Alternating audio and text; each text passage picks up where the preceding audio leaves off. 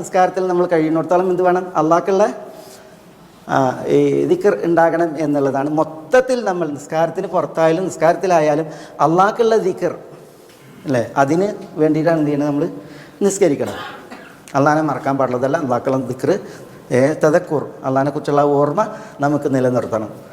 അതിനുവേണ്ടി അള്ളാഹു ഷറാക്കിയതാണ് എന്ത്? നിസ്കാരം. അഖിമിസ്സലാത്ത ലിദിക്രി, എനിക്കുള്ള ഓർമ്മ അത് നിലനിർത്താൻ നിങ്ങൾ നിസ്കാരം നിലനിർത്തണം. ഇങ്ങനെ ഇതിന് അർത്ഥം പറഞ്ഞിട്ടുണ്ട്. ഈ ആയത്തിന് തഫ്സീർ പറഞ്ഞിട്ട് ഒക്കെയും എന്താണ്? വൈരുദ്ധ്യമല്ല, പിന്നെ വ്യത്യസ്ത ആശയങ്ങളാണ്, ദീൻ അറിയിക്കുന്ന വിഷയങ്ങളാണ്.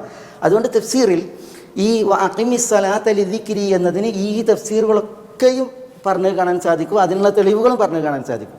അതുകൊണ്ട് നമ്മളിതിലിപ്പോൾ എന്താ, എല്ലാതും നമുക്കെന്താണ് സ്വീകരിക്കാവുന്ന അർത്ഥമാണ്. പക്ഷേ ഈ ഒരു വിഷയം, ഈ അലാ ദിക്രി എന്നുള്ള വിഷയം ഉണ്ടല്ലോ, ഉറങ്ങിപ്പോയവർ ഉണരുമ്പോൾ, മറന്നുപോയവർ ഓർമ്മ വരുമ്പോൾ നിസ്കരിക്കുക എന്നുള്ളത് ഈ ആയത്ത് ഓതിയിട്ട് നബി സ്വല്ലല്ലാഹു അലൈഹി വസല്ലം തങ്ങൾ എന്ത് ചെയ്താണ്? ആ സന്ദർഭത്തിൽ പറഞ്ഞൊരു വിഷയമാണ്.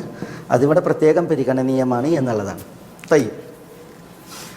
ഇന്നനി അനല്ലാഹ് ലാ ഇലാഹ ഇല്ലാ അന ഫഅ്ബുദ്നി വഅഖിമിസ്സലാത്ത ലിദിക്രി.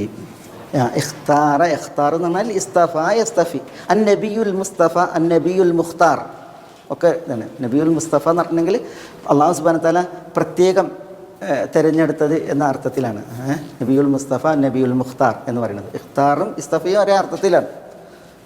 ഇസ്തഫ എന്നുള്ളത് സഫിയായതിനെ, തെളിഞ്ഞതിനെ തനിക്ക് എടുക്കുക എന്നുള്ള അർത്ഥത്തിലാണ്.